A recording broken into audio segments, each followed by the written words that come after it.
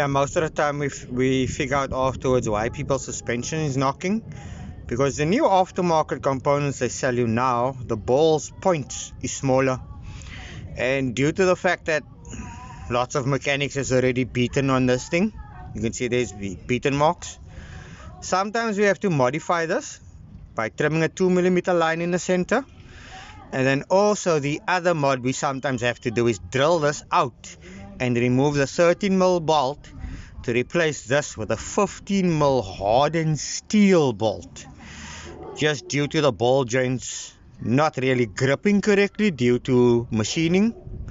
It would be nice if they machined this a little bit thicker, so like a whole 30 sow thicker than what this is right now would be perfect. A 30 sow, ek sal either baklei met 'n bietjie in te moer than to have this thing falling out in and out like its virgin was broken, you understand? So yeah, at the end of the day we have to modify shit to make it work, which we shouldn't be doing, for fuck's sakes.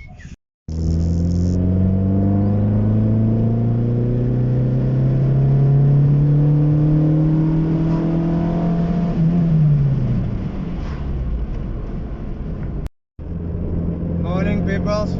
Yeah, I'm already on my way home. It's like 11 o'clock. But let's talk about the bearing carriers on these particular models.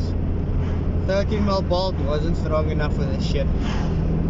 Now with the Corsa Cs, they made those changes and they even upgraded that bolt to 5 times the strength of this bolt. So that is why we recommend a 15mm would be sufficient for the ball joints on these ones, unless you're gonna have the thicker carrier like those Corsa Cs.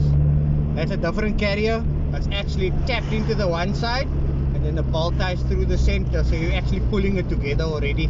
It's not a nut and bolt, it's just a bolt system, where this is a nut and bolt system, which is a different setup to this one. Completely different setup.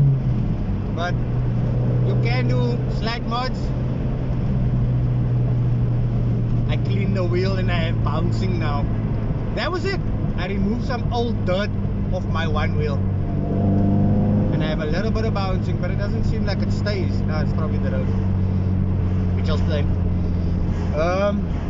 But we sometimes have to do what I showed in that video, where we have to open up the gap due to the ball joints being to a different size. You're not supposed to pinch that, eh? Not that much. We shouldn't be modifying things. Aftermarket components should be spec to sizes. You can't be measuring an old ball joint to be making a new component. You need to walk into the agents and buy the original component, then you can copy a component. That's how that works.